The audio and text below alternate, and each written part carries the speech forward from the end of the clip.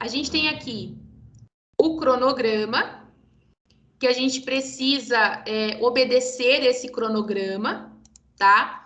Só que as aulas vão ser sempre assim. Em uma aula, eu explico como você faz a peça. Na outra aula, eu corrijo essa peça com você e explico a próxima. Então, por exemplo, na próxima aula, eu vou explicar a petição inicial, porque hoje eu vou explicar para vocês como funciona como funciona, qual que é a forma da disciplina. Então, na próxima aula, eu explico a petição inicial. Na outra aula, eu corrijo a petição inicial com vocês, tá? E já explico a próxima peça. Na outra aula, eu corrijo a peça e explico a próxima, tá? E a gente sempre vai intercalando. Uma semana eu explico uma peça de direito civil, na outra semana eu explico uma peça de direito constitucional. Até dia 19/10, a gente tem que protocolar 2 peças de civil e 2 peças de penal, tá? A gente tem que protocolar as 4 peças. Nós não vamos trabalhar com essa data do dia 19. Por que nós não vamos trabalhar com essa data do dia 19? Porque vocês precisam protocolar as peças antes, para que os tutores possam fazer a correção deles. E se porventura tiver algo errado ainda na sua peça, os tutores disponibilizam para você um tempo para você poder refazer essa peça. Então, por isso que a gente não pode trabalhar nessa data final, tá? Normalmente, os tutores têm um prazo aí, você tem que protocolar até 15 dias antes, corridos, não são úteis, até 15 dias antes do prazo fatal, para que os tutores possam te disponibilizar a correção. Só que a gente não vai trabalhar dessa forma. Porque trabalhar dessa forma dá errado. Vai por mim, dá errado, tá? A gente vai trabalhar da seguinte forma. Fez a peça numa aula, eu corrigi, você protocola. Eu fiz a correção, protocola essa peça. Para que o tutor tenha tempo hábil de, se porventura tiver algo para ser alterado, você ter tempo hábil de alterar. Ah, professor, eu gosto de correr perigo. Eu vou deixar para protocolar em outubro. Não tem problema nenhum. Protocolo em outubro, você vai perder o semestre. Tá tudo certo. Né? Eu acho que cada escolha é uma renúncia. É isso que a gente tem que deixar muito claro. Cada escolha, uma renúncia, tá? Você quer escolher para protocolar no prazo fatal? Tudo bem. Aí você corre o risco de perder o semestre, de pegar uma DP, de ter que fazer a disciplina de novo, coisa que eu quero evitar para você, tá? Então, tomem cuidado com essa questão de prazo, tá? A gente vai fazer a peça numa aula, eu vou falar para você, peça liberada para protocolo.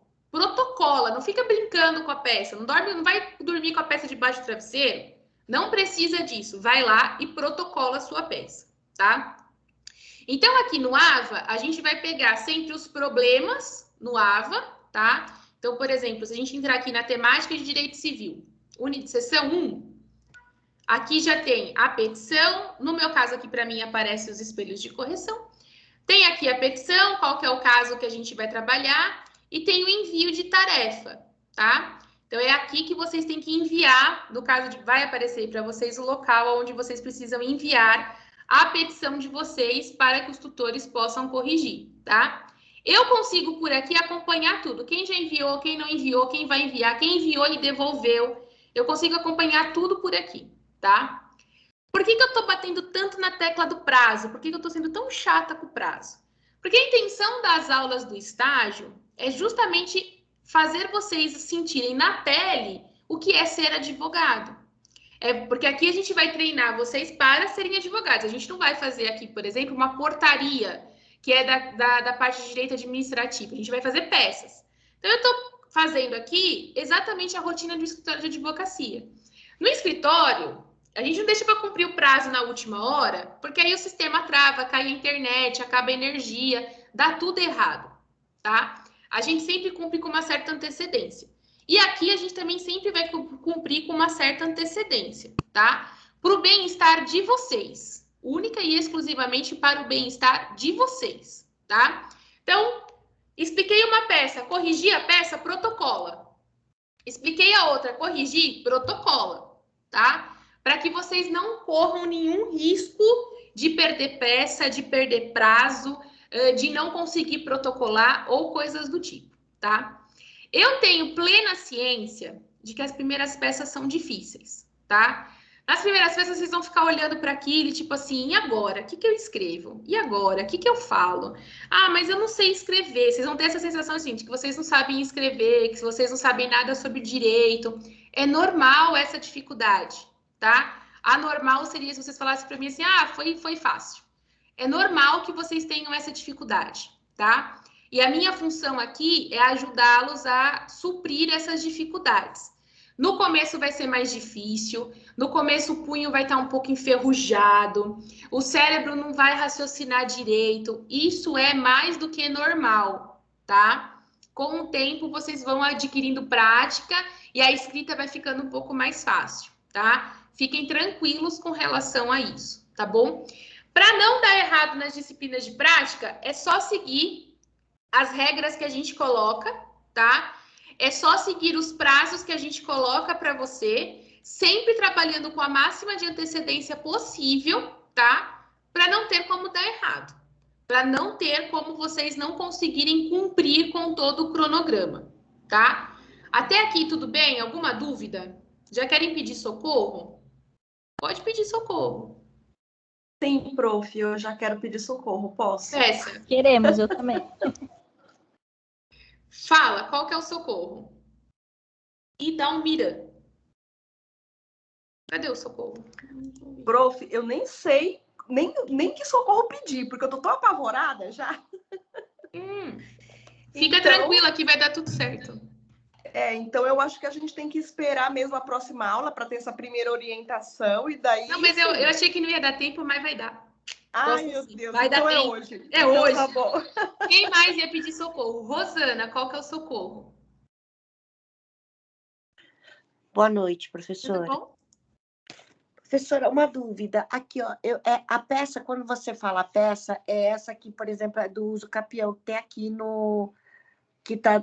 Esse é o problema. E aí a gente vai confeccionar a peça em cima dele. Em cima dele.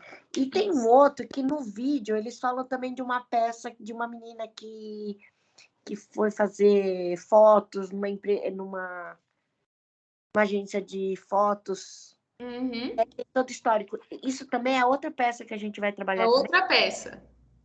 Tá, mas a gente vai saber qual a peça que a gente vai trabalhar, isso? Vai, porque eu vou falar, olha, hoje a gente está na unidade X, tá? Então é aquela peça que a gente vai trabalhar. Ah, então tá bom. Tá bom? Aqui veio um monte de peça, você fica meio... vem, não, mas calma, vai dar tudo certo, Rô. Então tá bom, obrigada. Vai com calma, vai dar tudo certo. Tá bom? Tá bom, obrigada. Nada. Tudo bem, então a gente só vai... A única preocupação que a gente precisa ter é esses prazos. Não pode perder esse prazo, tá? Senão vocês vão ter problemas no futuro e a nossa intenção é economizar problemas. Já tem muito problema. Não vamos fazer da prática mais um problema, tá? A gente não precisa disso. Professora. Oi, Má. Aí vai seguindo aquele cronograma que está no AVA, é isso? Na ordem, a gente vai seguir aquele cronograma. Nas datas, a gente vai trabalhar antes. Sempre antes. Eu falo assim, só para... vai seguindo as unidades conforme está no AVA, né? Conforme está no AVA, isso sim. Mas as datas, a gente sempre vai cumprir data antes. Por exemplo, semana que vem, a peça de vocês já vai estar pronta para protocolo. Então, nada dessa história, vamos esperar até 19 de outubro. Não, semana que vem a peça está pronta para protocolo, pode protocolar. Pelo amor de Deus, aí se a AVA trava em outubro, Deus... Então, tá vendo? Marília já entendeu o recado. Semana que vem a primeira peça de direito civil vai estar pronta, protocola. Aí de peça vai virar um quebra-cabeça, isso sim, se deixar para protocolar em cima do prazo. Exatamente. E não adianta me ligar, me mandar e-mail, olha, eu não consigo protocolar, olha, não dá, eu só vou falar, olha, eu não posso fazer nada, tá? Não sou eu que corrijo, não sou eu que recebo, eu só ensino como faz a peça, tá? O resto é tudo via sistema, não é comigo. Não adianta ligar para o professor Tiago, não adianta falar para mim, me dá mais 1, 2 dias, o prazo não é meu, não sou eu que estipulo o prazo. Eu estipulo o prazo para o pessoal do estágio 3, para vocês eu não estipulo o prazo, tá? Então aqui vai ser assim, corrigir a peça, termina de arrumar a peça e protocola, não fica dormindo com a peça debaixo do travesseiro. Protocola, para que você vai ficar segurando aquilo? Você vai ficar agarrado naquilo para quê? Né? Protocola, pronto, acabou, fim, problema encerrado, tá? É isso que a gente precisa trabalhar. Então, vamos obedecer os prazos e vamos obedecer também as regras que a gente estipula, tá? Eu acho que isso é a forma mais fácil. Emerson, diga. Espera só um minutinho. Emerson? Posso falar? Professora, Pode. é o seguinte, essa prática, talvez a senhora já possa ter falado sobre isso, mas eu entrei, já tinha 10 minutos de andamento. Ah, tá. Essa prática, ela substitui aquele possível estágio ou devido estágio que a gente precisa fazer em escritório, alguma coisa assim? Não. A prática, o estágio supervisionado, ele é feito pela supervisão de um professor. Os estágios que são feitos em escritório não são os estágios obrigatórios. Tá. Nesse caso, é dentro dessa disciplina também que a gente vai receber a informação em relação à quantidade de horas, prazos, etc.? Não, aqui vocês vão receber, é que agora a gente está no meio da pandemia, não está tendo isso, né? Mas antigamente a gente tinha os relatórios de visita ao fórum, tá? Era aqui que a gente também discutia isso, mas tendo em vista a pandemia, a gente não está conseguindo discutir isso mais, tá? Mas se vocês precisarem de alguma informação referente a horas complementares ou algo assim, eu não tenho a planilha aqui. Mas aí me manda por e-mail, me lembrem por e-mail que eu providencio a planilha e mostro para vocês. Se a senhora puder fazer isso, porque a minha turma especificamente, nós estamos já no 7º semestre, 8º. E até agora nós não tivemos nenhum encontro para tratar especificamente de horas complementares e o estágio prático. Esse laboratório, aqui eu entendo, então, aqui vai funcionar como se fosse um laboratório, certo? Isso. Então, o estágio prático e as horas complementares, nós estamos meio vendidos. E a gente, por exemplo, eu já lancei algumas horas e a gente não tem controle no sentido de saber quantas horas a gente precisa fazer e quantas horas estão pendentes, por exemplo. Então, eu imagino que a gente já está indo para um caminho que daqui a pouco isso vai acontecer mais ou menos o que acontece aqui, né? Deixou para cima da hora, fica pior, né? Eu vou conversar, porque eu não tenho mesmo essas informações, mas eu vou providenciá-las. E aí eu trago, se não for na próxima aula, na próxima, mas eu vou providenciar isso e falo para vocês. Muito obrigado. Nada. E Dalmiran, que ia falar? Professora, só uma dúvida. Como será essa correção? Porque a gente não vai mandar a peça para a senhora, né? Não, a correção é feita pelos tutores. Os tutores fazem a correção e devolvem para vocês tudo pelo AVA. Então, mas você falou que a gente vai fazer a correção na próxima aula da nossa peça. Como que vai ser isso? A gente vai ler? Próxima aula, a sua peça tem de estar pronta, porque aí eu vou fazer a peça com você na sala de aula. Vou mostrar para vocês o esqueleto em sala de aula, tá? Com a correção. Aí você vai comparar com a sua peça. Poxa vida, ela colocou isso e eu esqueci. Ou eu coloquei isso além do que ela colocou. Será que pode, que não pode? Aí a gente vai discutir o que vocês fizeram com o que eu fiz. E aí a gente compara as peças. Entendi. Obrigada. Tá? Nada. Bem, vamos para a primeira peça, então, que é mais legal. Diga, Lilian. Professora, no caso, para a gente enviar, então, tudo manuscrito, né? Nada digitado. Tudo digitado. Ah, tá. As peças são digitadas. Aí eu vou mostrar para vocês, na próxima aula, a formatação. Entendi. Então, durante essa semana, façam a peça na formatação que vocês acham que tem que ser. Tá? Aí eu acho que a formatação tem que ser dessa forma. E aí, na próxima aula que eu vou fazer a correção da peça, eu mostro para vocês como que é a formatação. Tá bom, então. Tá bom? Obrigada. Nada. Vamos começar, então, com a petição inicial. Deixa eu abrir aqui. Bem, já conversamos sobre o AVA. Vamos falar sobre petição inicial. Esses slides eu disponibilizo depois, tá? Agora que vou ter o contato dos representantes, até disponibilizo antes da aula, tá bom? Para vocês terem. Para a gente poder falar de petição inicial, eu sempre gosto de começar com o conceito de processo e lembrando alguns pontos importantes de processo civil, tá? Lembrando, quando eu abro os slides, eu não consigo ver se alguém levantou a mão. Então, se alguém tiver dúvida, só abre o microfone e pergunta, tá? A gente precisa lembrar que processo, ele é um instrumento utilizado para provocar a inércia do Poder Judiciário. É a primeira coisa que a gente precisa lembrar, tá? Sempre que a gente pensa em processo, a gente pensa em jurisdição, a gente pensa em competência e a gente pensa que a gente precisa ter esse processo para provocar a inércia do Poder Judiciário para que seja, então, para que a gente possa rever um eventual direito material que tenha sido ferido. Então, esse é o conceito básico que a gente tem referente a processo, tá? A gente precisa lembrar que dentro do processo civil, a gente tem processo de conhecimento e processo de execução. Então, só temos dois tipos de processo: processo de conhecimento ou processo de execução. O processo de conhecimento, ele reconhece um direito, tá? E aí ele é finalizado por meio de uma sentença. Sentença essa que pode ser condenatória, declaratória ou constitutiva, tá? Então, são esses os tipos de sentença que a gente pode ter, tá? Então, a gente precisa lembrar que sentença é o que coloca fim à fase cognitiva do processo de conhecimento, do procedimento comum ou especial, e coloca fim também à execução, tá? E aí ela pode ser condenatória quando o meu pedido for para condenar o réu, declaratória quando eu preciso que um direito seja declarado, ou constitutiva quando eu preciso que um direito seja desconstituído, tá? Então, quando eu preciso desconstituir o casamento para constituir o divórcio, por exemplo, a gente vai falar de uma sentença constitutiva. Nós temos processo de execução. No processo de execução, a gente quer a satisfação de um direito. Então, enquanto no processo de conhecimento, eu preciso que esse direito ele seja reconhecido, no processo de execução, eu preciso que esse direito ele seja satisfeito, tá? Então, é isso que a gente também precisa entender. Então, na execução, eu preciso da satisfação de um direito. No conhecimento, eu preciso que esse direito seja reconhecido, tá? Na execução, eu tenho um processo de execução que deriva de um título extrajudicial ou um cumprimento de sentença que deriva de um título judicial, tá? E nós temos as cautelares. Lembrando que a cautelar, ela foi extinta em 2015, tá? Ela não existe mais, a cautelar.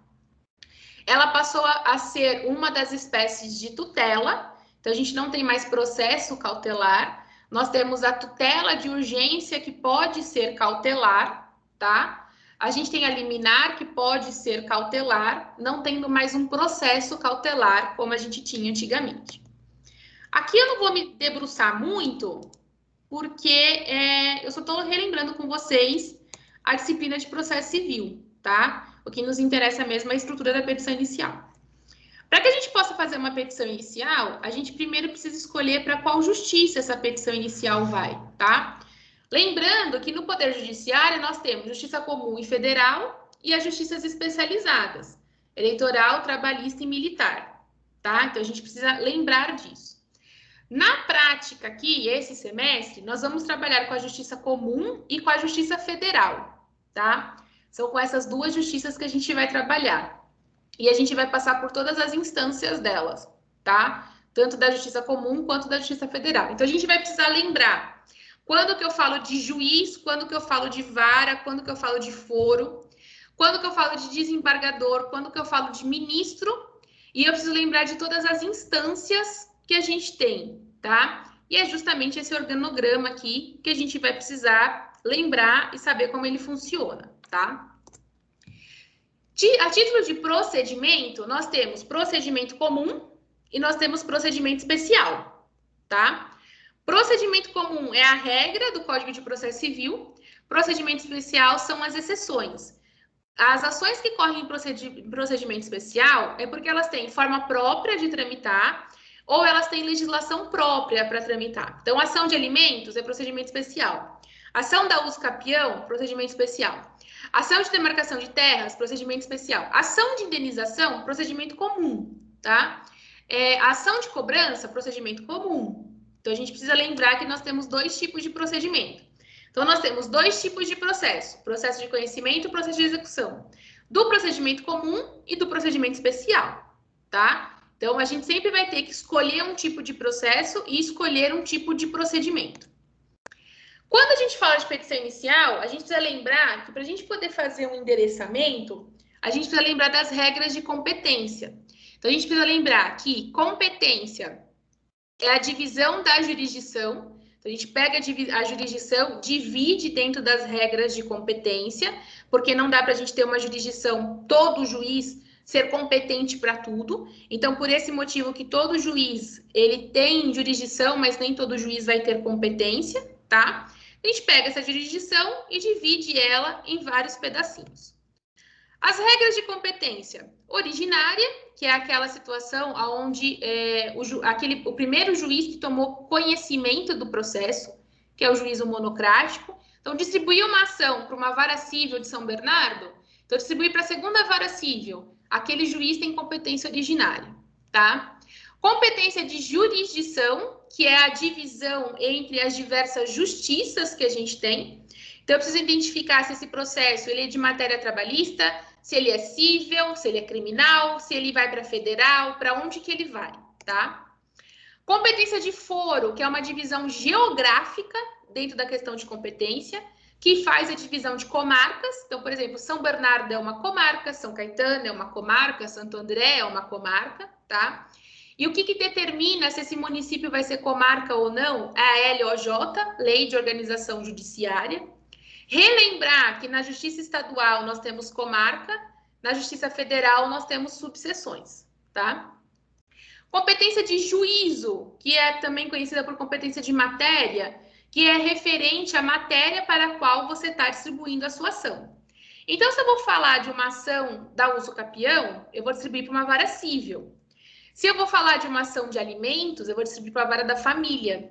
Se eu vou falar de uma ação criminal, eu vou distribuir para o juízo criminal.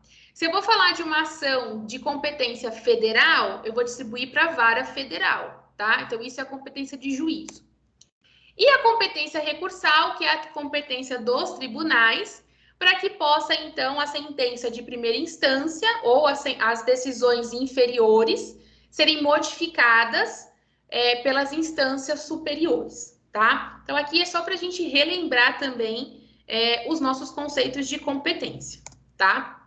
Lembrar que essa competência ela pode ser modificada por lei, que é a modificação de competência absoluta, que deriva de lei que envolve pessoa, matéria e função. Então, ações referentes a determinadas pessoas, a gente tem que seguir as regras estipuladas pela lei. Ações de determinadas matérias precisam ser distribuídas para justiças competentes para isso. E quando alguém estiver exercendo determinada função, a gente precisa seguir as regras, tendo em vista a função que essa pessoa está exercendo. E a modificação de competência relativa, que envolve território, ou seja, as partes podem modificar essa competência. Em território, a gente lembra das cláusulas de foro de eleição. E em valor de causa, a gente lembra do JEC, Juizado Especial Cível, tá? As ações que são propostas no JEC podem ser propostas na justiça estadual. Não necessariamente a gente precisa do JEC, fica a escolha aí da parte, tá? Passei nesses pontos muito rápido, porque a nossa ideia aqui não é estudar as regras de competência, porque isso vocês já viram, tá? A nossa ideia aqui é pensar na estrutura de petição inicial, tá? Então, por isso que eu passei por aquilo ali mais rapidamente. Petição inicial, artigo 319 do CPC. Presta atenção no que eu vou falar aqui. O artigo 319 do CPC, a partir de agora, vai ser o seu melhor amigo, tá? Você vai decorar ele? Vai, de tanto usar. Não é porque você vai pegar e vai ficar lendo, mas de tanto usar, você vai decorar o 319. O 319 é a receita do bolo. Sabe quando você vai fazer um bolo? Aí você pega a receita, aí tá lá, 3 ovos. Aí você põe 3 ovos na batedeira.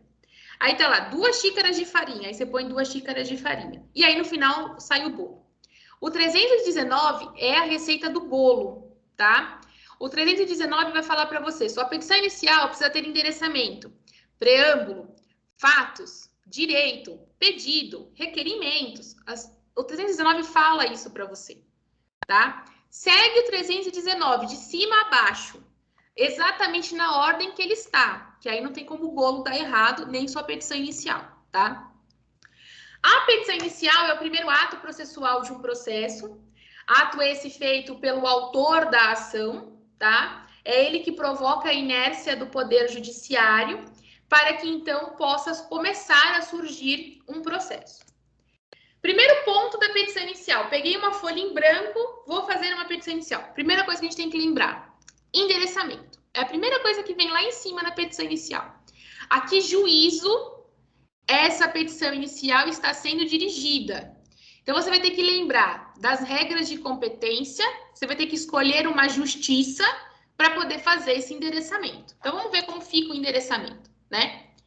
Excelentíssimo senhor doutor juiz de direito. Isso daqui, qualquer petição você vai ter que colocar. Qualquer petição.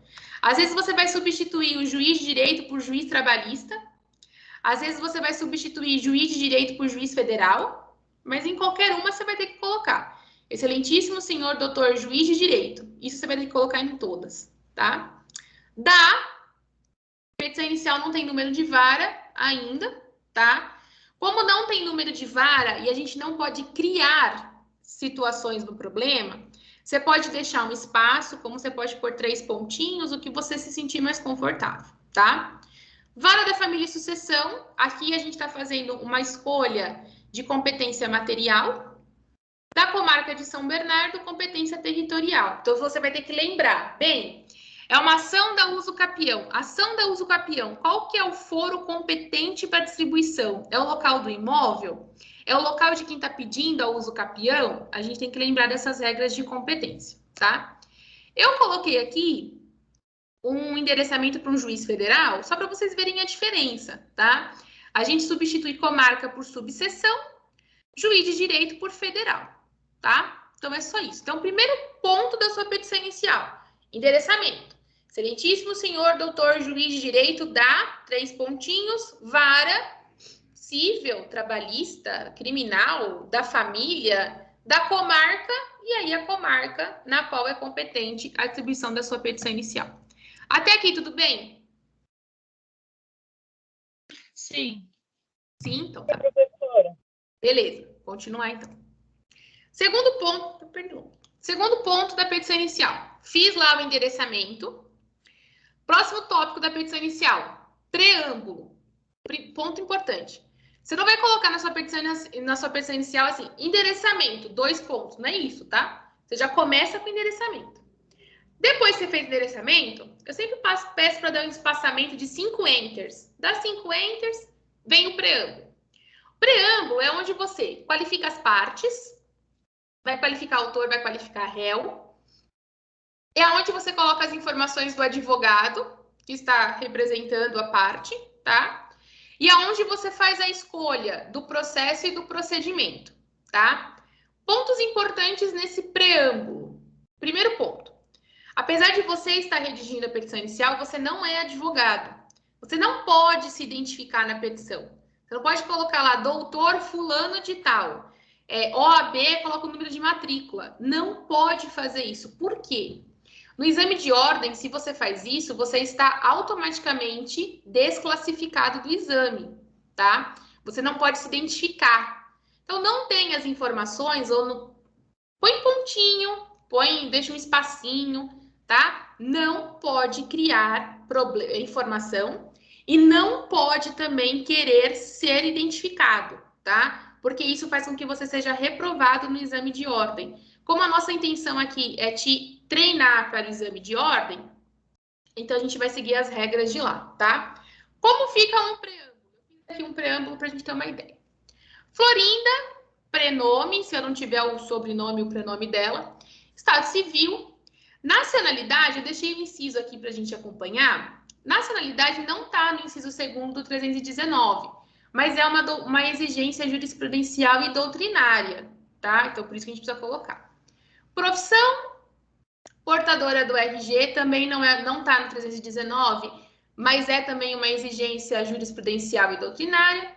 Inscrita no CPF, endereço eletrônico, residente domiciliada. Vejam que aqui eu coloquei os dados do advogado, mas não qualifiquei o advogado. Vem respeitosamente perante Vossa Excelência. A petição inicial a gente ajuiza. A gente vai ajuizar, a gente não vai propor, porque a gente vai discutir o propor lá nos recursos depois. A gente também não vai opor, a gente também não vai apresentar, a gente vai ajuizar, tá? Aí aqui eu coloquei o nome de ação, era uma ação indenizatória. A ação indenizatória é de procedimento comum. Em face de qualificação do réu, tá? Então, aqui a gente tem mais ou menos como que ficaria um preâmbulo. O que é importante a gente lembrar no preâmbulo? Cadê minha caneta? Importante a gente lembrar no preâmbulo que nós vamos sempre ajuizar, tá? Lembrar que RG e nacionalidade não está no 319, mas é uma questão jurisprudencial e doutrinária, tá? E não vai qualificar você como advogado, só coloca aqui que tem um advogado, tá? Então não esquece disso. Depois, então a gente já fez 2 pontos da petição inicial, olha só como a gente foi rápido. A gente já fez endereçamento e a gente já fez endereçamento e preâmbulo. Endereçamento e preâmbulo, depois disso a gente vai para os fatos. Endereçamento, preâmbulo, fatos. Nos fatos, você vai pegar o seu probleminha, vai fazer um resumo do probleminha e vai copiar. Substituindo o nome das pessoas, dos personagens por autor e réu, tá? Faz um resumo do problema e coloca lá, tá? Não precisa ficar criando história, porque você não pode criar fatos, você não pode criar nada novo, tá? Então, faça um resumo do problema e coloque lá, tá? Então, a gente fez aqui até agora endereçamento, preâmbulo e a gente fez dos fatos. Do direito é a parte mais difícil, às vezes, para vocês. Porque no direito, você vai ter que fazer uma pesquisa doutrinária, uma pesquisa jurisprudencial, para poder colocar os dispositivos legais que vão embasar a sua petição inicial. E você também vai precisar colocar a sua fundamentação jurídica, que é o seu raciocínio lógico jurídico. Fundamentação legal são os dispositivos legais, tá? Fundamentação jurídica é o seu raciocínio jurídico. Então, o que eu sempre aconselho aos meus alunos? Não sabe o que escrever, porque o começo é sempre mais difícil? Vai ler uma jurisprudência. Leia uma jurisprudência que se encaixe no seu caso e aí coloque a jurisprudência no seu problema com as suas palavras, interpretando a jurisprudência. Porque aí, com isso, vocês começam a criar vocabulário e vocês também começam a desenvolver a escrita e esse raciocínio jurídico, tá? Então, acho que essa é uma boa alternativa para vocês. Então, a gente já fez endereçamento, preâmbulo, fatos do direito. Do direito é colocar a norma, fazer a subjunção da norma ao fato. Então, é encaixar essa norma jurídica ao fato que você está narrando, tá? Então, se no fato eu estou falando que eu fui prejudicada porque bateram na traseira do meu carro, no direito eu preciso dizer aonde que a lei fala que quem bate na traseira do carro tem o dever de indenizar. Então, a gente vai para o Código de Trânsito, por exemplo, que fala isso. A gente vai para o Código Civil, que também fala isso, tá? Então, é isso que a gente faz, subsunção da norma ao fato. Tudo bem até aqui? Professora? Oi? Vai ficar mesmo, então, um pouco repetitivo na parte do direito, porque dos fatos eu vou expor o que aconteceu, e na hora do direito eu meio que vou ter que repetir e linkar com a norma, certo? Você não precisa repetir. Você pode apenas colocar a norma. Então, você pode falar assim, no direito, vamos pensar assim, comprei um produto na loja X, e aí o produto veio com defeito, pedi para eles fazerem a troca, eles se negaram a fazer a troca, dizendo que não era culpa deles, que a culpa era do fabricante. Isso é o seu fato. Tá. No direito, você vai vir falando assim, a culpa é do fornecedor com base no artigo X do Código de Defesa do Consumidor, que descreve a diferença entre fabricante e fornecedor. Além disso, o Código Civil informa que aquele que causar dano a outrem tem o dever de indenizar. Então, por esse motivo, cabe uma indenização por dano material e por dano moral, uma vez que não querem me ressarcir. Entendeu? Entendi. Você não precisa repetir o fato. Tá, entendi. Tá? Eu posso só colocar. Eu achei que eu tinha que explicar a culpa, por que a culpa é dele dentro da legalidade, mas entendi. Não. Eu posso colocar, a culpa é por direto. Tá, muito obrigada, professora. E aí a gente separa a fundamentação legal, com base no artigo tal, da fundamentação jurídica, que é a explicação do porquê daquele artigo e não de outro, tá? Então, talvez essa fundamentação jurídica que trava aí no meio do caminho. Depois disso, então vamos lá, de novo. Endereçamento, preâmbulo dos fatos do direito. E aí a gente tem que discutir duas coisas depois disso. Aqui eu estou seguindo a ordem do 319 para ficar mais fácil para vocês, tá? Depois disso, a gente tem, então, dos pedidos. É aquilo que eu quero. O que eu quero desse processo? Eu quero que esse réu seja condenado? Eu quero que o meu direito seja declarado? Eu quero constituir algo? O que eu quero desse processo? O que eu quero dessa sentença, tá? Lembrando sempre que o meu pedido precisa ser expresso, certo e determinado. Sempre. Expresso, certo e determinado. Com algumas exceções. A gente tem pedidos que são implícitos, então eu vou pedir para o juiz uma indenização por dano moral. Não preciso pedir para o juiz que seja feita a correção ou que seja aplicado juros de mora, tá? Esses pedidos são implícitos. Mesmo que eu não faça, o juiz já sabe que eu estou pedindo isso. Eu não posso ter pedido genérico. Não posso chegar para o juiz e falar assim, ó, julga aí como você achar que deve ser. Né? Me dá a indenização de dano moral que você acha que eu mereço. Não tem pedido genérico, tá? Não tem essa. Nós podemos ter pedido cumulado. Então, eu posso, na mesma ação, pedir dano moral e dano material, desde que entre eles nós temos um nexo causal, tá? Posso ter pedido alternativo. Eu quero uma coisa, se não for possível, eu quero outra, tá? Também posso ter um pedido ou outro. A regra é o pedido certo, expresso e determinado, mas a gente tem algumas exceções no meio do caminho. Como que fica o meu tópico dos pedidos? Então, eu tenho... Eu vou falar isso 50 vezes, até vocês decorarem. Endereçamento, preâmbulo do direito, dos fatos. Não, dos fatos, do direito. Aí eu tenho, então, pedido. Então, aqui eu também trouxe um exemplo de como pode ser esse pedido, tá? Que eles sejam julgados totalmente procedentes. Essa é a sua primeira palavra, primeira frase. Aí você quer que o réu seja condenado, você quer que seja declarado um direito, você quer que seja constituído um direito. Pedido é tudo aquilo que engloba direito material. Tudo que for de direito material está em pedidos. O que for de direito processual está em requerimentos. É nos requerimentos que a gente pede concessão de justiça gratuita, é nos requerimentos que a gente pede citação do réu, audiência de conciliação, é nos requerimentos que a gente faz essa situação, tá? A gente fecha com o tópico das provas. A gente vai pedir todos os tipos de provas admitidos no direito, testemunhal, pericial, documental, pede tudo, para não gerar preclusão. E aí depois, valor de causa, tá? Eu pulei um slide aqui de propósito, para voltar nele depois. O valor da causa, ele está no artigo 292 e 291 do CPC. Professor, eu vou colocar valor de causa? Você vai colocar se no seu problema tiver valores. Se o seu problema estiver falando assim, então foi pedir, eu quero uma indenização de R$5.000 de dano moral. Então, você coloca valor. Se o seu problema não trouxer valores, não inventa valor. Deixa sem valor, deixa lá. Dá-se a causa o valor de X, X, X. Não inventa valor. A gente não pode inventar nada. A gente não pode pegar o problema e falar assim, mas eu acho que ele brecou no farol vermelho. Você não acha nada.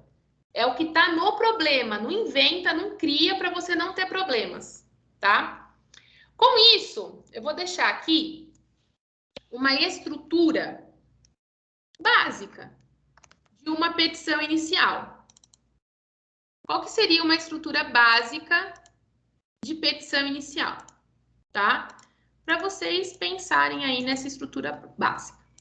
Nós teríamos aqui, então, um endereçamento. Teremos aqui um endereçamento, então, excelentíssimo senhor doutor juiz de direito, não tem o número de vara cível da comarca. Vamos pensar que eu também não tenho o nome de comarca, tá? Esse daqui é um endereçamento. Eu sempre tento fazer um espaçamento de 5 enters, mais ou menos, tá? Para ficar organizado. Paragrafação de 4. E aqui a gente começa o preâmbulo, tá? Então, é no preâmbulo que a gente vai colocar a qualificação das partes, é no preâmbulo que a gente também vai colocar qual é o processo e qual é o procedimento que eu estou escolhendo, tá? Você sempre vai terminar o preâmbulo com a seguinte frase: dos fatos, terminei o preâmbulo, vim aqui, terminei, pelos fatos, terminei o preâmbulo, pelos fatos e fundamentos a seguir expostos. Terminei o preâmbulo. Vou começar o dos fatos. Vou colocar de negrito, que eu acho bonito, pode. Dos fatos. Dos fatos, a gente já viu, paragrafação de 4. Resumo do problema. Terminei os fatos. Volta aqui. Do direito. E aí lembrar que aqui no direito você tem que trabalhar com a fundamentação jurídica e fundamentação legal. As duas coisas que tem que trabalhar aqui. Dos fatos, do direito. Terminei os fatos do direito, você vai colocar aqui. Da justiça gratuita, que é justamente o slide que eu pulei. Tá aqui, ó. Justiça gratuita é audiência de conciliação. Quando você vai colocar isso? Se o seu problema falar que o autor não tem condições de arcar com as custas processuais, você vai pedir justiça gratuita. Se o seu problema não falar nada, você vai informar que está fazendo recolhimento de custas, tá? E você tem de colocar um tópico da audiência de conciliação, é requisito determinado pelo Código de Processo Civil agora, tá? Então, esses dois tópicos que eu coloquei aqui, eles entram depois do direito. Da justiça gratuita ou do recolhimento das custas, veja o que o seu problema pede, da audiência de conciliação. Depois disso, do direito, dos requerimentos, dos pedidos, das provas, do valor de causa. E aí, a gente encerra a petição inicial, tá? Termos em que pede deferimento. Acabou a petição inicial, tá? Então, a gente não tem aqui muitos grandes segredos. Uma única observação que eu vou colocar. Aqui antes do direito, caso exista pedido de tutela, caso exista algum pedido de tutela, ela vem antes do direito, tá? Então, por exemplo, da tutela antecipada, ela entra aqui. Então, se existir algum tipo de tutela, esse tipo de tutela ela vem antes do direito, tá?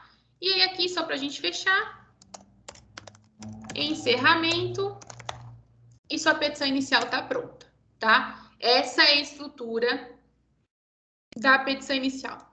Tudo bem aqui? Professora. Diga. Quem me chama? Professora, a senhora falou que do endereçamento para o preâmbulo são 5 enters. Nos demais, a senhora coloca que espaçamento? Aliás, quantos enters? Terminei o parágrafo, eu dou 1, 2 enters no máximo. Tá bom. É só para ficar dividido, assim, para esteticamente ficar mais fácil da gente enxergar, entendeu? Só para isso. Não façam parágrafos muito grandes, porque a leitura fica também dificulta. Parágrafos mais curtos são melhores de serem lidos, tá? Mas é só uma questão de estética mesmo, Lari. Tá bom, obrigada. Tá bom, nada. Nada de letra comic com a carinha do Mickey, fonte, cores coloridas, nada disso, tá, gente? Nada disso. Não pode, tá? A gente tem que manter a compostura. Oi, Rô. A margem aqui no final também tem espaço, tem a margem? Para colocar o encerramento? Não, na margem direita e esquerda. Não. Não A tem. gente não tem mais isso, Rô, porque agora todos os processos são digitais. Tá. Mas Então, a gente isso tá acabou. bom para não chegar até o bom senso. Eu sempre deixo a margem padrão do Windows, do Word. Tá Tá? bom. Tá, obrigada. Nada. Tudo bem? Sim, professora, eu precisei Sim? sair. Quando eu retornei, eu peguei na parte que você estava comentando sobre os prazos. O prazo, então, para entrega das petições, semana que vem, é isso? Semana que vem eu corrijo a petição inicial com vocês e já está pronta para protocolo. Certo, as duas, no caso, né? Semana que vem a gente corrige a petição inicial de processo civil. Aí eu explico a petição inicial de constitucional. Fechado. Muito obrigado. Tá bom? Nada. Gente, desejo a vocês uma boa semana. Professora. Oi. Quem chamou? Me perdi. A Bianca. Oi, Bi. Caso tenha dúvidas, como que eu faço? Porque de verdade, eu sou meio perdidinha. Manda e-mail. Tá. Qualquer coisa eu posso te mandar e-mail. Eu falei o meu e-mail aqui no começo da aula, me manda e-mail. Tá. Eu acabei perdendo o comecinho da aula, porque eu de verdade não sei mexer muito bem nessas coisas aqui, não. E aí eu peço pro pessoal, então. Daqui a pouquinho a Marília e o Anderson, acho que era, já me mandam, não lembro agora, já me confundi os nomes, mas os representantes de sala já vão me mandar e-mail com os e-mails deles. Daqui a pouquinho eu mando para vocês o slide, a estrutura da petição inicial e o link dessa aula que está gravada. Tudo bem, muitíssimo obrigada, professora. Imagina. Professora. Espera aí, Rô. Lilian. Ô, professora. Então, assim, ó, a gente não pode, em momento algum, colocar número, né, de OAB, igual a senhora falou, da OAB não pode. E no caso dessa petição aí, eu posso colocar o meu nome como advogada, mas não coloco o número, não coloco nada. Não pode nem pôr seu nome, Lilian, porque no exame de ordem você não pode ser identificada. Tá, então nessa petição que a gente vai fazer, não coloca nem o nosso nome. Não, no final da petição, eu vou colocar aqui, ó, como que fica o término da petição, no encerramento, né? A gente faria o encerramento mais ou menos assim, ó. Termos em que pede referimento OAB / número. A gente não põe dado, não põe informação nenhuma, entendeu? Local / data, nome do... Vamos pôr antes da assinatura. Assinatura do advogado, nome do advogado, OAB e o X. Tá bom, então nesse local... Assim. Então aí eu não vou colocar nada, eu vou deixar em branco. Vai deixar, coloca só essas informações que eu coloquei. Mas não vai colocar seu nome, nada seu. Tá bom, o local e data eu coloco? Não, local / data. Tá ótimo. Obrigada, professora. Nada. Rosana. A sua aula vai ser semanal, professora? Semanal. A gente se encontra toda terça-feira às 18. Sempre nesse horário das 18, né? Sempre. Tá bom, então. Tá bom? Obrigada, viu, professora? Nada. Obrigada gente, pela aula. Imagina. Obrigada. Imagina, bom almoço de domingo. Eu sempre desejo isso aos meus alunos, porque eu acho que o almoço de domingo é o almoço mais gostoso da semana, que a gente come sem culpa e tá todo mundo reunido pra gente bater um papo. No almoço de domingo é onde vocês falam, tem uma professora louca que fala que nem uma maritaca, grita na nossa orelha. Eu sei disso, sou eu, tá? Bom almoço de domingo para vocês. A gente se encontra terça-feira com essas petições iniciais prontas pra gente poder fazer a correção, tá? Dúvidas, desesperos e angústias, manda lá no e-mail, no Instagram, no YouTube, a gente conversa, tá? Mas vai dar tudo certo, tá bom? A gente se encontra terça que vem. Gente, beijos para vocês, bom descanso, boa semana.